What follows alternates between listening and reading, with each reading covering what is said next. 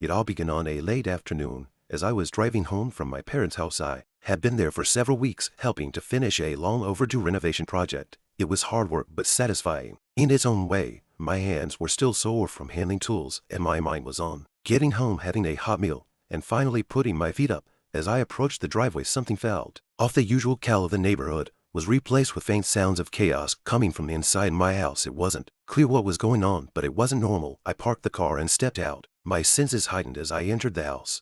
The noises became more distinct. That scraping and something that sounded like distant yelling. My first instinct was to ensure safety. I quickly moved to the drawer where I kept my pistol. A cautious man by nature, I believed in being prepared with the gun firmly in hand. I took deliberately steps into the living room. What I saw there stopped me in my tracks. The place looked like a storm had passed through it. Furniture was pushed aside, wallpaper peeled off in strips, and the usual orderliness I maintained was completely gone. For a moment, I thought the house had been ransacked. "What is going on here?" I called out, my voice steady but firm.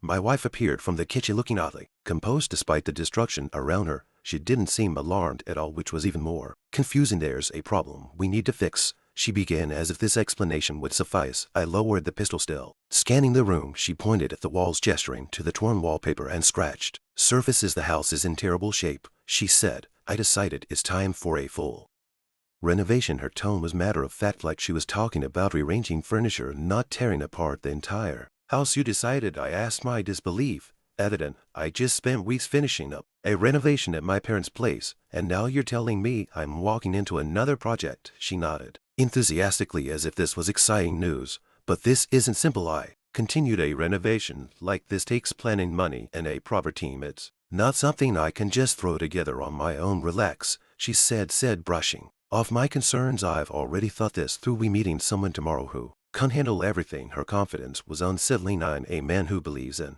doing things right, not rushing into decisions." "Who exactly are we meeting?" I asked, my skepticism clear. "A friend of mine. Her husband is a professional. Handles renovations, designs, projects, the whole package," she explained. "Is he an engineer? Does he have a team?" I pressed, trying to gauge how legitimate this sounded. She rolled her eyes slightly as if my questioning was unnecessary. "Yes, he has a team. He's done incredible work on my friend's house. You'll see for yourself. Don't worry about the details. They're all sorted." I wasn't entirely convinced. Renovations weren't just about SK. They were about trust and accountability, but she seemed adamant. "Tomorrow is your day off, isn't it?" she continued, shifting the conversation back to logistics. "We meeting them first thing.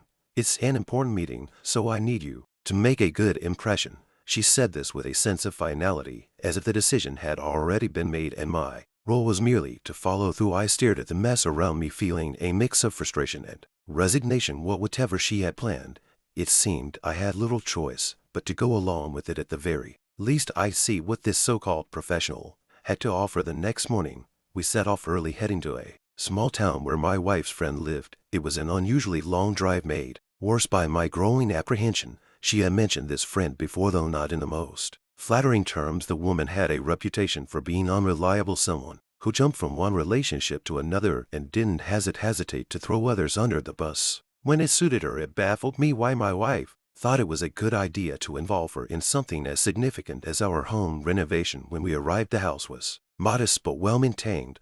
My wife rang the doorbell, and within moments, the door swung open. I recognized the woman instantly. She hadn't changed much since the last time I saw her, though there was something oddly subdued about her demeanor. Gone was the brazen attitude I remembered. She greeted us warmly, even cheerfully, as if she hadn't spent years cultivating a reputation for being difficult. My wife nudged me to step inside, though I hesitated, shooting her a look that said everything I was thinking. "She's different now," my wife whispered, rolling her eyes at my reluctance. I followed her inside, still skeptical. The woman led us to the living room, offering us coffee and asking us to make ourselves comfortable. It was bizarre. The last time I'd seen her, she wouldn't have thought twice about dismissing someone outright. Now she was practically the picture of hospitality. I sat her down but didn't relax, keeping my guard up. I wasn't about to let my past impressions clouded my judgment entirely, but I wasn't convinced of her supposed transformation either. As we waited, I turned to my wife. "Are you sure you want to trust her?" "Sheck, not exactly known for reliability," I said quietly. My wife sighed, clearly exasperated. "People change," she said. "Ever since she got married, she's turned over a new leaf. Just wait and see." Her confidence annoyed me, but I decided to keep my thoughts to myself. It wasn't worth an argument not. Yet anyway, soon after her husband joined us, he was an imposing figure, tall and broad-shouldered with an air of authority about him. He greeted us politely and introduced himself despite my reservations about his wife. I couldn't deny that it seemed competent and professional. We began discussing the renovation project, and my wife wasted no time outlining her vision. She spoke enthusiastically about transforming our home, her excitement evident in every word. I mostly listened, occasionally chiming in with practical concerns about costs and timelines. The man nodded along, taking notes and asking relevant questions. He seemed to know his stuff, which was reassuring. I'll bring my team over on Sunday to take a look at the house, he said. We'll evaluate the scope of work and give you a detailed plan afterward. His confidence was contagious, even if I still had my doubts about the whole arrangement. My wife being clearly thrilled that things were moving forward. I remained reserved and willing to get optimistic until I saw results. As the conversation wrapped up, he added a final note. Just a heads up, he said, my team is unique. They're young guys full of energy, and sometimes their behavior can be a bit, let's say, unorthodox.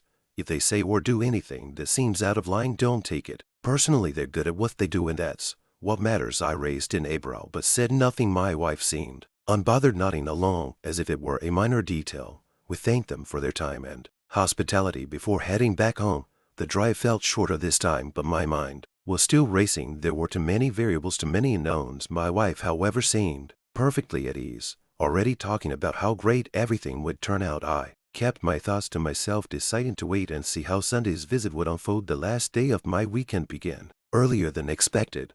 I woke up to the sound of my wife tearing down wallpaper in the living room. She had been at it since dawn, the noise of ripping paper echoing through the house. Groaning, I rolled out of bed and realized I hadn't even had time to wash up when there was a sharp knock at the door. Still in my boxes, I quickly threw on some clothes and went to see who it was. What greeted me was nothing short of a spectacle. Standing on my porch was a group of young men looking more like they belonged on a runway than at a renovation site. One of them, dressed in a big designer suit, seemed to be the self-proclaimed leader. Behind him was a mix of casually dressed guys, each carrying an air of nonchalance. Before I could even get a word in, they barked in, their voices filling the space with loud chatter and crude jokes. Some of their remarks were directed at the state of the house, others at the torn wallpaper. It was enough to make my blood boil. Hey, keep it professional, I snapped at one of them who had gone too far. My voice was firm, leaving no room for